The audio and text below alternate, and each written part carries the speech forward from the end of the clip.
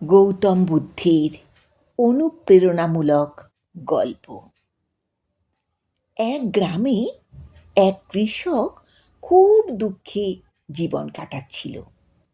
একদিন এক আত্মীয় কৃষকের কাছে এসে বলল, তুমি গৌতম বুদ্ধের কাছে যাও, তিনি তোমার সব দুঃখের সমাধান করে দেবেন।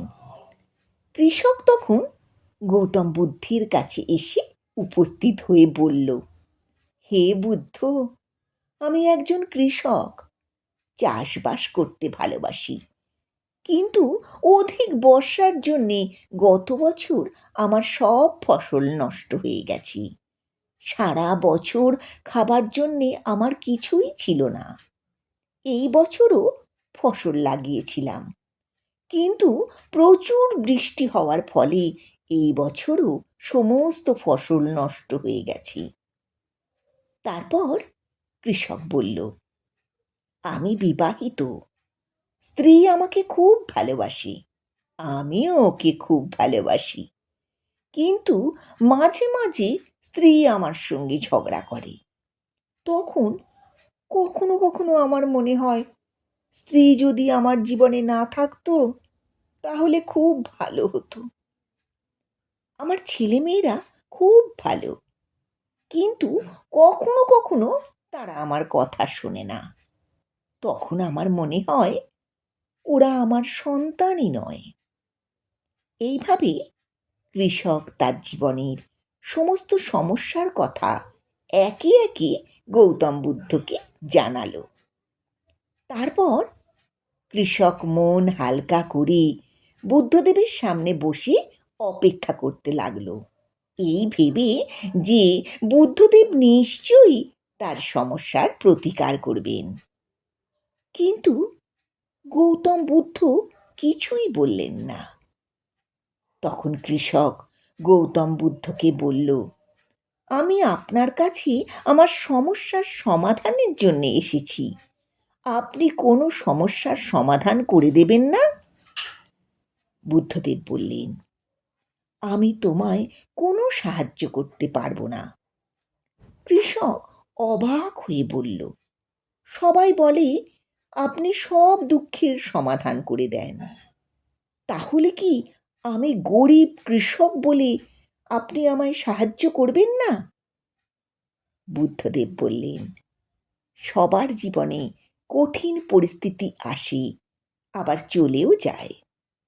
মানবজাতি কখনো সুখী হয়, আবার কখনো দুঃখী হয়। কখনো পর ব্যক্তি তার আপন হয়ে যায়, আবার কখনো আপন ব্যক্তিকে পর মনে হয়। আমার, তোমার, এখানে উপস্থিত সবার জীবনেই সমস্যা রয়েছে। তুমি তোমার জীবনের সমস্ত সমস্যার সমাধান করতে পারবে না, কেউই করতে পারবে না। আমিও তোমার সমস্যার সমাধান করতে পারবো না।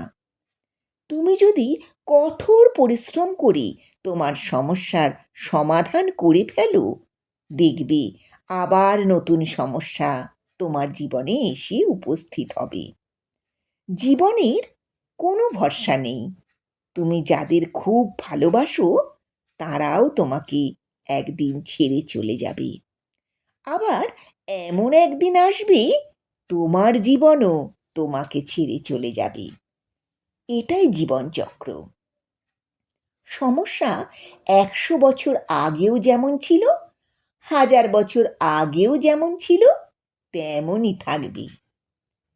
কৃষক সব কথা শুনে রেগে গিয়ে বলল, সবাই বলে আপনি মহাপুরুষ, আপনি নাকি সবার সব সমস্যার সমাধান করে দেন। আপনি তো আমার একটা সমস্যারও সমাধান করে দিলেন না। 2 বছর আগে যে মহাপুরুষরা আমার বাড়ি এসে আমার থেকে দান নিয়েছিলেন, দক্ষিণা নিয়েছিলেন, তারা তো খুব ভালো ছিল। আমি খুব শান্তি অনুভব করেছিলাম, কিছুদিন বেশ সুখেও ছিলাম। আপনি তো আমার সমস্যার সমাধান না করে স্পষ্ট বললেন সমস্যার সমাধান হবে না।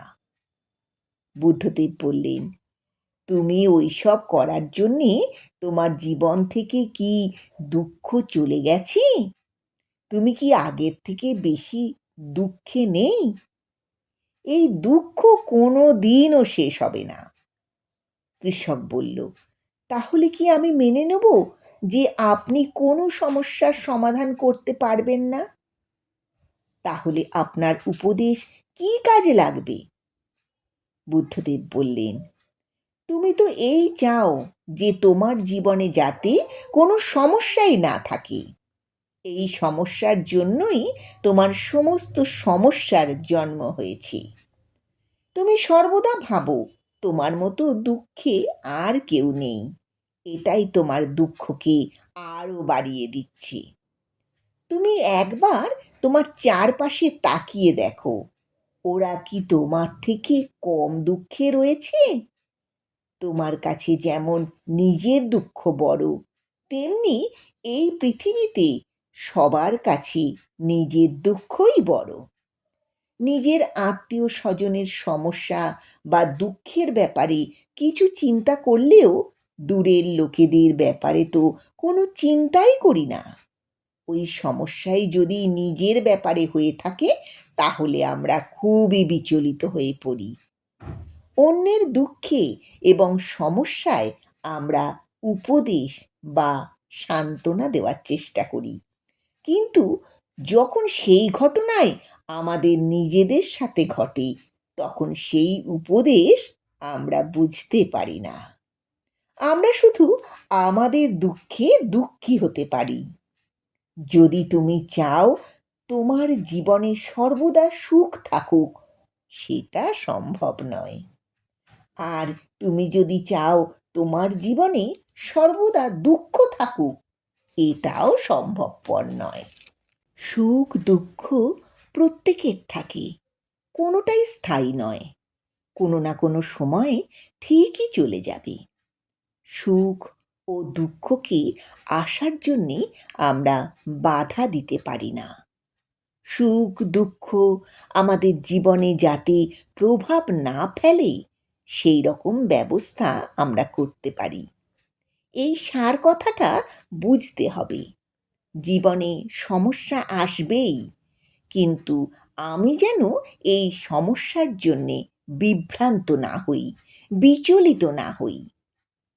এই কথা শুনে কৃষক বুদ্ধদেবের চরণে গিয়ে কেঁদে ফেলল আর বলল, হে বুদ্ধ, এত ছোট কথাটা আমি আজ পর্যন্ত বুঝতে পারিনি। আপনি সরল বাক্যে সব কিছু আমাকে বুঝিয়ে দিলেন। আমি আপনার কাছে অনেক অনেক কৃতজ্ঞ রইলাম। এখন থেকে আমি এই জীবনে নতুনভাবে বাঁচব, আর কখনোই সুখ এবং দুঃখের মধ্যে পড়ে গিয়ে আমার জীবন আমি নষ্ট করব না।